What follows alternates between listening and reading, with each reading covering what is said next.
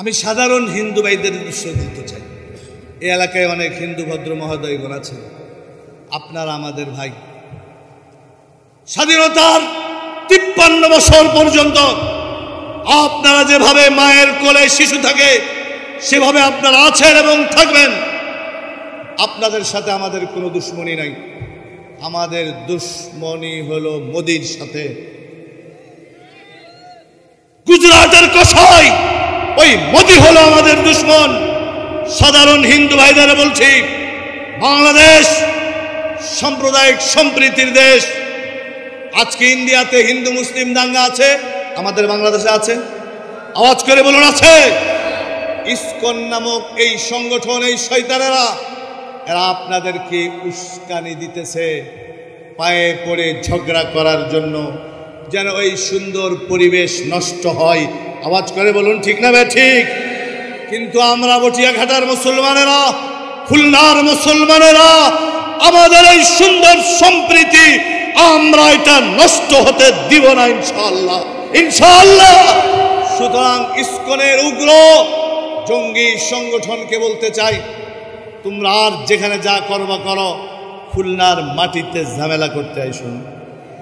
খুলনার মাটি ইসলামের ঘাঁটি, খুলনার মাটি আলেমদের ঘাঁটি, খুলনার মাটি হেফাজতের ঘাঁটি।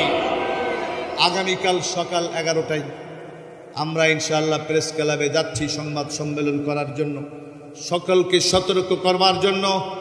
আমরা শুনতে পেরেছি আগামী 13 তারিখে নাকি খুলনা সার্কিট হাউস মাঠে ইসকন সম্মেলন করবে। আমার ভাইয়েরা, আপনাদেরকে জিজ্ঞাসা করি, অন্যান্য ফুটবল খেলার মাঠের মতো কি খুলনার সার্কিট হাউস মাঠ? এখানে প্রত্যেক বছর 2টা ঈদের জামাত হয়, হয় কি হয় না? এটা মুসলমানদের ঈদের জামাতের মাঠ। হাজারো মুসলমান সেখানে জামাতে শরীক হয়ে আল্লাহর কুদরতি পায়ে সেজদা দেয়।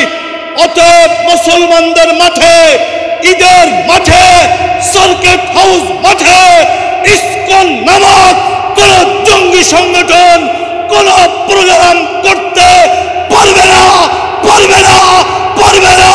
আওয়াজ করে বলুন ঠিক না ঠিক?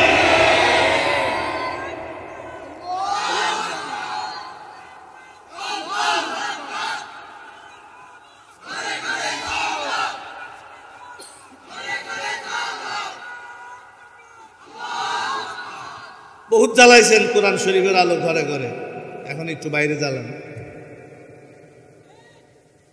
একটু বাজারে জ্বালান যাতে সুদখোরেরা পালায়, একটু বাজারে জ্বালান যাতে দুর্নীতিবাজ পালায়, একটু বাজারে জ্বালান যারা ভেজাল দেয় এরা পালায়। বহুত জ্বালাইছেন ঘরে, মসজিদে, মাদ্রাসায়, তো জ্বলছেই, জ্বলবে। এ কোরআনের বাতি কে জ্বালিয়েছে? এ কোরআনের বাতি কে জ্বালিয়েছে? শেষ দিন পর্যন্ত তিনি জ্বালাবেন ইনশাআল্লাহ। গ্রামের এক লোক গেছে ঢাকা শহরে, কোথায় কোথায় গেছে? অসুবিধা হচ্ছে আপনাদের? অসুবিধা হলে আমার সুবিধা। 12টা কিন্তু অলরেডি বাজে, 12টা আমারও বেজে গেছে।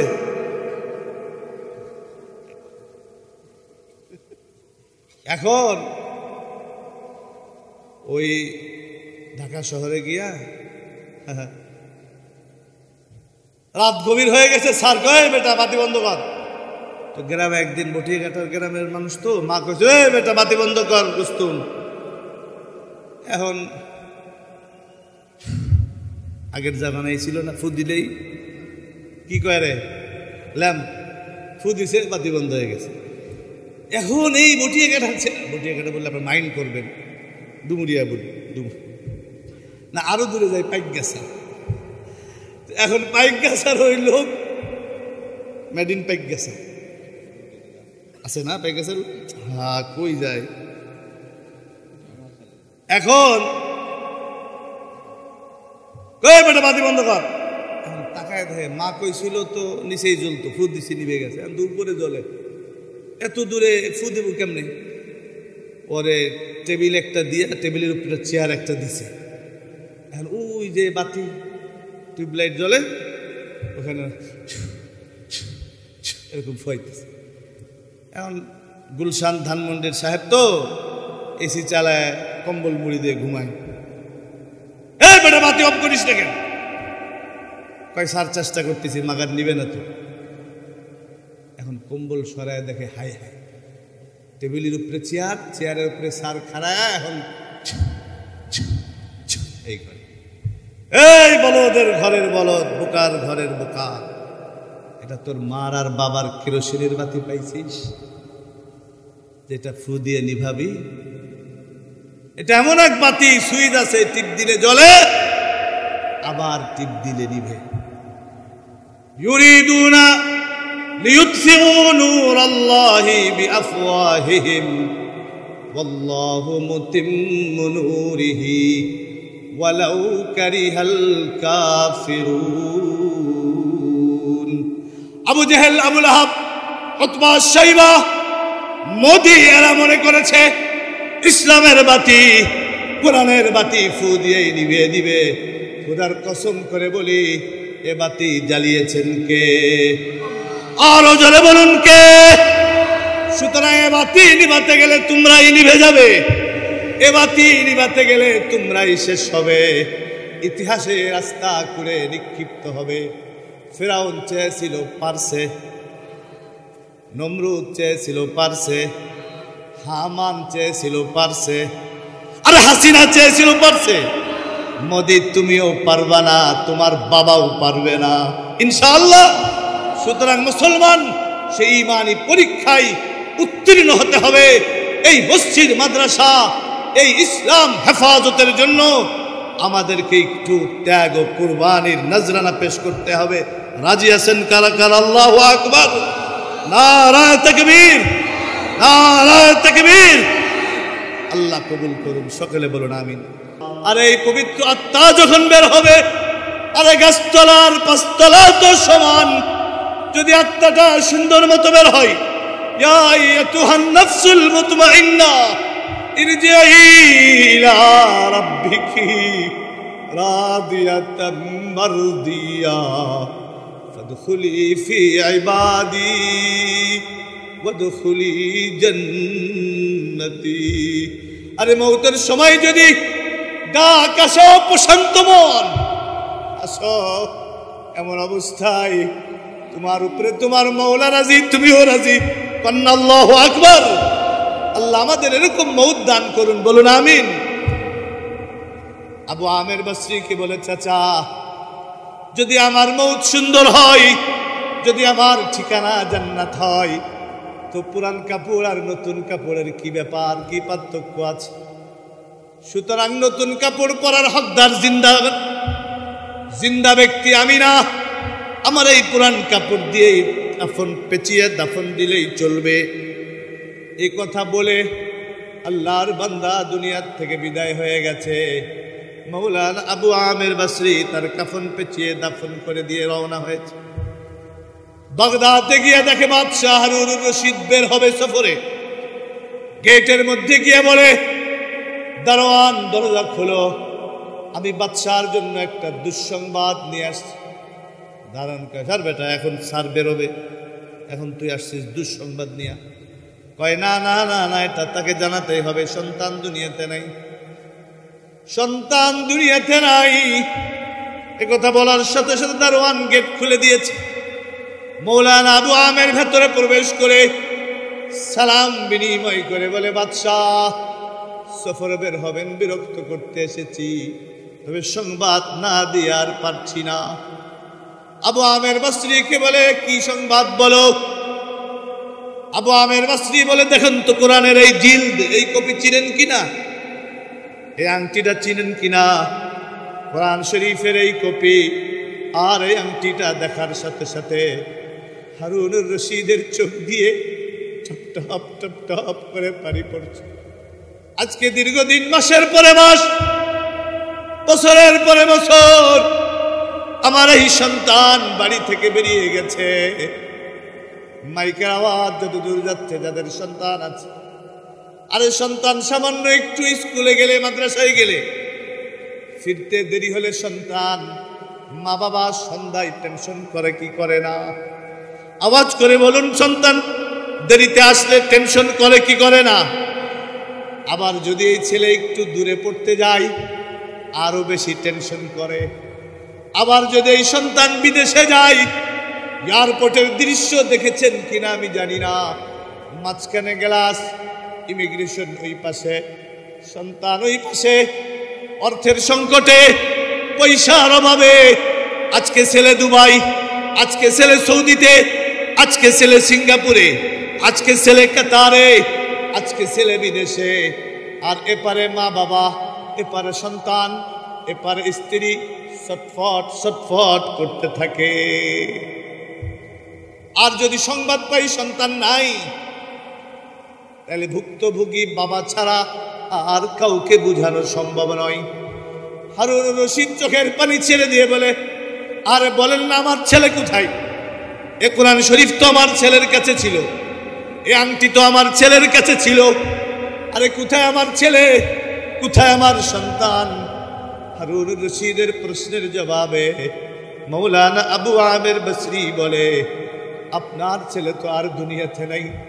রব্বে কারিমের ডাকে সাড়া দিয়ে দুনিয়া থেকে বিদায় হয়ে গেছে, তবে যাওয়ার সময় একটা নসিহত আপনাকে করে গেছে।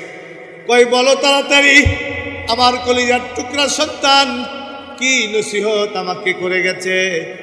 আপনার সন্তান বলেছে, আপনার ছেলে বলেছে, আমার চক্ষু দুইটা বন্ধ হওয়ার পূর্বে, আমার চক্ষু দুইটা বন্ধ হওয়ার পূর্বে আমি আমার আব্বার চক্ষু দুইটাকে খুলে দিতে চাই, আমি আমার বাবার চক্ষু দুইটাকে খুলে দিতে চাই। আজকে যেই সম্পদের মোহে, আজকে যেই অর্থের মোহে, আজকে যে টাকার মোহে, আজকে যে ক্ষমতার মোহে অন্ধ হয়ে গেছে, না না না, কুল্লু নাফসিন যায়িকাতুল মাউত, কোরআন শরীফের আয়াত কিনা, ভানা বলেন না আয়াত কিনা? কুল্লু নাফসিন যায়িকাতুল মাউত, কুল্লু মান আলাইহা ফান, ইন্নাকা মাইতুন ওয়া ইন্নাহুম মাইতুন, ওয়া মা জাআলনা লিবাশারিন মিন ক্বাবলিকাল খুলদ আফা ইন মিত্তা ফাহুমুল খালিদুন, ওয়া মা মুহাম্মাদুন ইল্লা রাসূল قد خلت من قبله الرسل أفإن مات أو قتل انقلبتم على أعقابكم ومن ينقلب على عقبيه فلن يضر الله شيئا وسيجزي الله الشاكرين। মৌত হবে কি হবে না? আর জোরে বলুন হবে কি হবে না? বাদশা বলে তারপরে কয় কোরআন শরীফ ফেরত দিছে, আংটিটা ফেরত দিছে, আর বলেছে আমার চক্ষু বন্ধ হওয়ার পূর্বে আমার বাবার চক্ষু খুলে দিতে চাই। আমার বাবাকে বলবেন আজকে দুনিয়ার সামান্য সফরের জন্য কত প্রস্তুতি, কত সৈন্য লাগে, কত অর্থ লাগে, লাগে কি লাগে না? আমাদের আগের যিনি ছিলেন বিদেশ যাওয়ার সময় কতজন নিয়ে যাইতেন? শত শত বিমান ভরে, কত টাকা, হাজার হাজার কোটি কোটি ডলার, পুরা দেশ ফাঁকা। আমার ভাইয়েরা, কই গেল সেই সৈন্য, কই গেল সেই ক্ষমতা, কই গেল সেই অস্ত্র, কই গেল সেই দম্ভ? আছে কিছু? আছে কিছু? দুপুরের খাবারটাও নসিবে জুটে নাই। ঠিক না ভাই? ঠিক। এটাই দুনিয়া, এটাই দুনিয়া। টাকার জায়গায় টাকা, ক্ষমতার জায়গায় ক্ষমতা, চেয়ারের জায়গায় চেয়ার। যদি অভ্যাস ভালো না হয়, স্বভাব ভালো না হয়, ছুঁড়ে মারতে কেউ দেরি করবে না। ঠিক না ভাই? ঠিক। বাচ্চা বলে তারপরে আবু আমের বসরি বলে দুনিয়ার থেকে বিদায় হওয়ার পরে আমি দাফন করিয়েছি, কাফন পেঁচিয়েছি। কয় আর দেরি করার সময় নাই, আমার সব সফর বাতিল, আমার সব সফর বাতিল। চলো না একটু আমাকে নিয়ে আমার সন্তানের কবরের পাশে। কোথায় দাফন করেছ? সন্তানকে তো আর পাবো না, তবে একটিবার একটু কবরের পাশে দাঁড়িয়ে জিয়ারত করে আসি। হারুনুর রশিদ মৌলানা আবু আমের বসরিকে নিয়ে কবরের পাশে দাঁড়ায়। চোখের পানি ছেড়ে দিয়ে বলে, বাবা তুমি আমার সন্তান ঠিকই, কিন্তু তোমার চক্ষু বন্ধ হওয়ার সাথে সাথে তুমি আমার চক্ষু দুইটাও খুলে দিয়েছ, তুমি আমার চক্ষুটাও খুলে দিয়েছ। আমি আজ থেকে ওয়াদা করছি, ও সন্তান, আমি তোমার কবরের পাশে দাঁড়িয়ে আমি আল্লাহর কাছে দোয়া করছি, আল্লাহ যেন তোমাকেও মাফ করে, আল্লাহ যেন আমাকেও মাফ করে দেয়।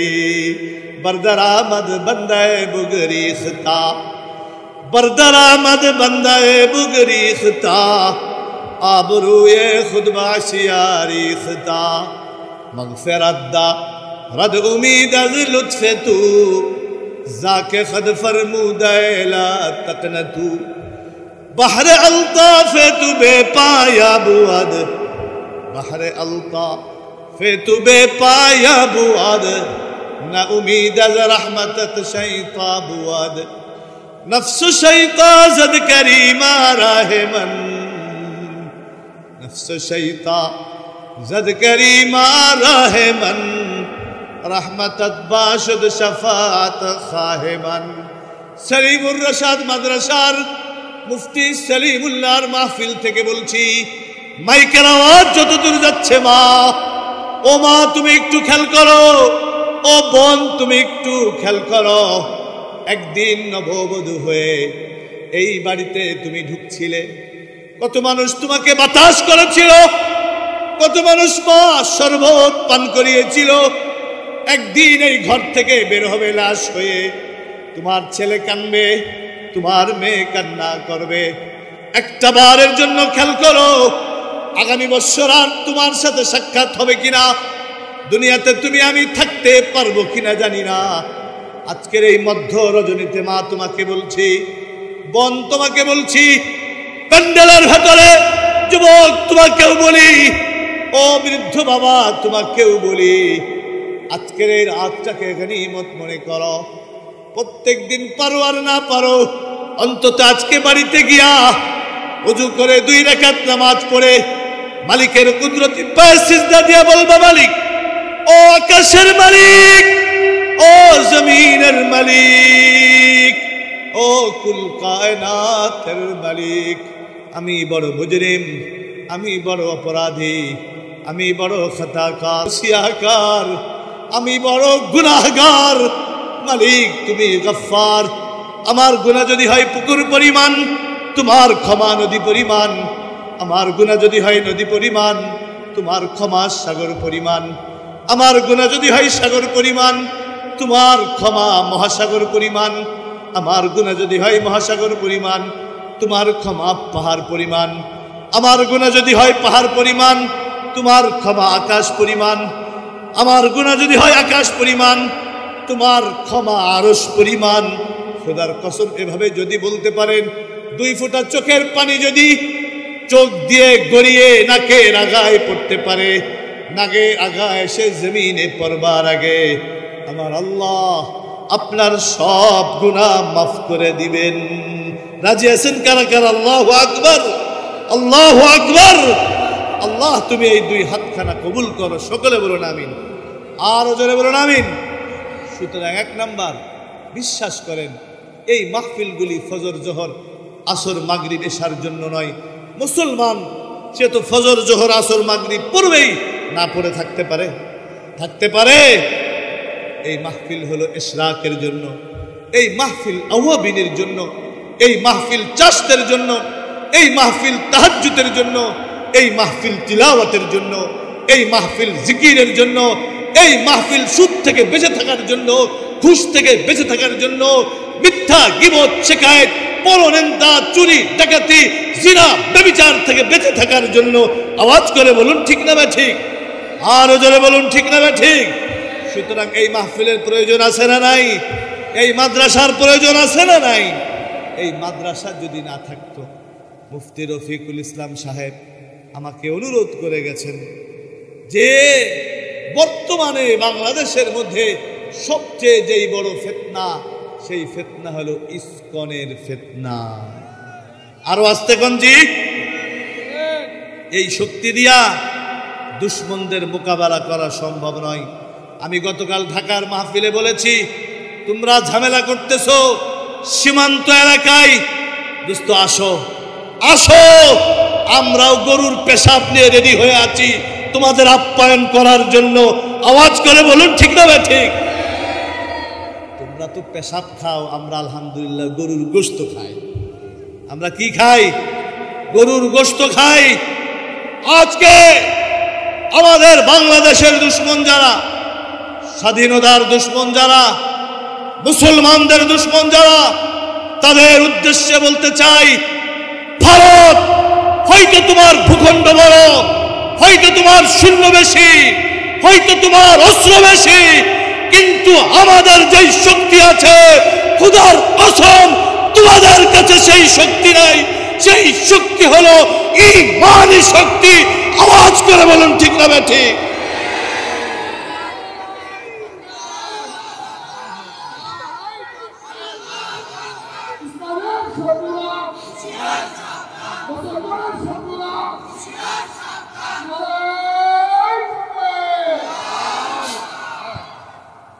আমি সাধারণ হিন্দু ভাইদের উদ্দেশ্যে বলতে চাই, এই এলাকায় অনেক হিন্দু ভদ্র মহোদয়গণ আছে, আপনারা আমাদের ভাই।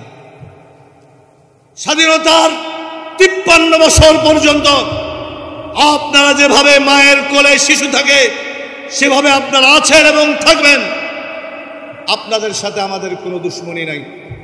আমাদের দুশ্মনী হলো মোদির সাথে। গুজরাটের কসাই ওই মোদি হলো আমাদের দুশ্মন।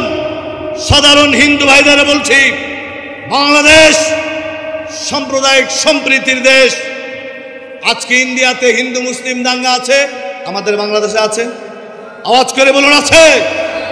ইসকন নামক এই সংগঠন, এই শয়তানেরা, এরা আপনাদেরকে উস্কানি দিতেছে পায়ে পড়ে ঝগড়া করার জন্য, যেন ওই সুন্দর পরিবেশ নষ্ট হয়। আওয়াজ করে বলুন ঠিক না ঠিক? কিন্তু আমরা বটিয়াঘাটার মুসলমানেরা, খুলনার মুসলমানেরা, আমাদের এই সুন্দর সম্প্রীতি আমরা এটা নষ্ট হতে দিব না ইনশাআল্লাহ, ইনশাআল্লাহ।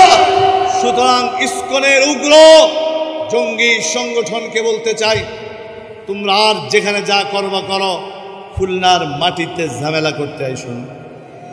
খুলনার মাটি ইসলামের ঘাঁটি, খুলনার মাটি আলেমদের ঘাঁটি, খুলনার মাটি হেফাজতের ঘাঁটি।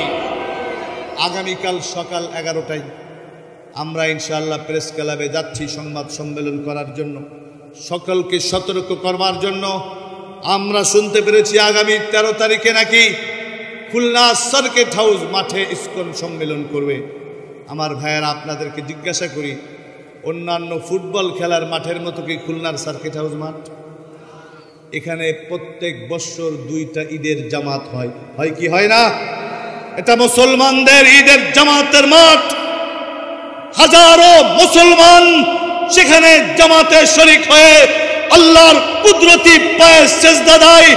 অতএব মুসলমানদের মাঠে, ঈদের মাঠে, সার্কিট হাউস মাঠে ইসকন নামক কোন জঙ্গি সংগঠন কোন প্রোগ্রাম করতে পারবে না, পারবে না, পারবে না।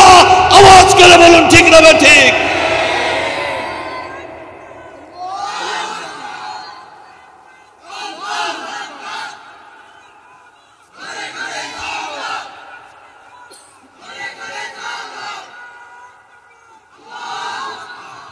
বহুত জ্বালাইছেন কোরআন শরীফের আলো ঘরে ঘরে, এখন একটু বাইরে জ্বালান, একটু বাজারে জ্বালান যাতে সুদখোরেরা পালায়, একটু বাজারে জ্বালান যাতে দুর্নীতিবাজ পালায়, একটু বাজারে জ্বালান যারা ভেজাল দেয় এরা পালায়। বহুত জ্বালাইছেন ঘরে, মসজিদে, মাদ্রাসায়, তো জ্বলছেই জ্বলবে। এ কোরআনের বাতি কে জ্বালিয়েছে? এ কোরআনের বাতি কে জ্বালিয়েছে? শেষ দিন পর্যন্ত তিনিই জ্বালাবেন ইনশাআল্লাহ। গ্রামের এক লোক গেছে ঢাকা শহরে, কোথায় কোথায় গেছে? অসুবিধা হচ্ছে আপনাদের? অসুবিধা হলে আমার সুবিধা। 12টা কিন্তু অলরেডি বাজে, 12টা আমারও বেজে গেছে।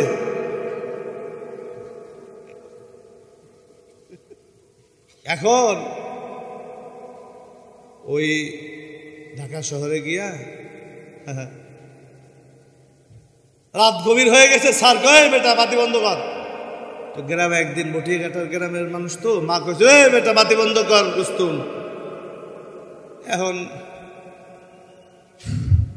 আগের জামানায় ছিল না, ফু দিলেই কি কয় রে ল্যাম্প, ফু দিছে বাতি বন্ধ হয়ে গেছে। এখন এই বটিয়াঘাটা বললে আপনার মাইন্ড করবেন, ডুমুরিয়া বলি না, আরো দূরে যায় পাইক গেছা। এখন পাইক গেছার ওই লোক মেড ইন পাইক গেছা আছে না, পাইক গেছার হ্যাঁ কই যায়। এখন কই বেটা বাতি বন্ধ কর। এখন তাকায় দেখে মা কইছিল তো নিচেই জ্বলতো, ফু দিছি নিভে গেছে, এখন দূর করে জ্বলে। এত দূরে ফু দেব কেমনে? পরে টেবিল একটা দিয়ে, টেবিলের উপরে চেয়ার একটা দিছে। এখন ওই যে বাতি টিউবলাইট জ্বলে ওখানে এরকম ফয়েছে। এখন গুলশান ধানমন্ডির সাহেব তো এসি চালায় কম্বল মুড়ি দিয়ে ঘুমায়। এই বেটা বাতি অফ করিস না কেন? কয় স্যার চেষ্টা করতেছি, মাগার নিবে না তো। এখন কম্বল সরায় দেখে হাই হাই, টেবিলের উপরে চেয়ার, চেয়ারের উপরে স্যার খাড়ায়, এখন এই করে এই বলদের ঘরের বলদ, বোকার ঘরের বোকা, এটা তোর মার আর বাবার কেরোসিনের বাতি পাইছিস যেটা ফু দিয়ে নিভাবি?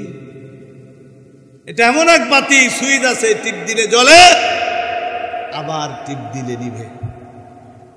ইউরিদুনা লিইউতফিউ নূরাল্লাহি বিআফওয়াহিহিম ওয়াল্লাহু মুতিম্মু নূরিহি ওয়ালাউ কারিহাল কাফিরুন। আবু জেহেল, আবু লাহাব, উতবা, শাইবা, মোদি এরা মনে করেছে ইসলামের বাতি, কোরআনের বাতি ফু দিয়েই নিভিয়ে দিবে। খোদার কসম করে বলি, এ বাতি জ্বালিয়েছেন কে? আরো জোরে বলুন কে? সুতরাং এ বাতি নিভাতে গেলে তোমরাই নিভে যাবে, এ বাতি নিভাতে গেলে তোমরাই শেষ হবে, ইতিহাসে রাস্তা করে নিক্ষিপ্ত হবে।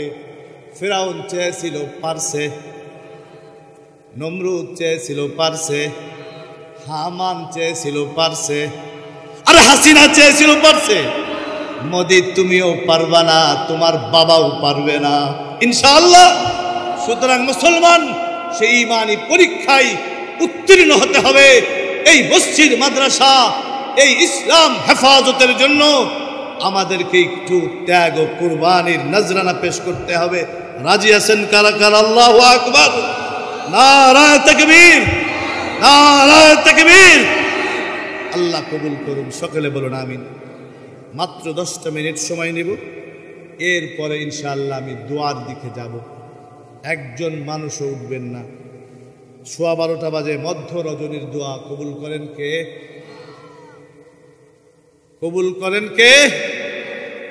তাবারক আছে নাকি? আল্লাহ, প্রধান অতিথি আসছে, অসুবিধা নেই। তাইলে এই একটু ফাঁকা জায়গাগুলি একটু পুরা করে ফেলেন, একটু মেহমানদারি আছে তো। আর বাহিরে যারা দাঁড়ানো একটু আসেন।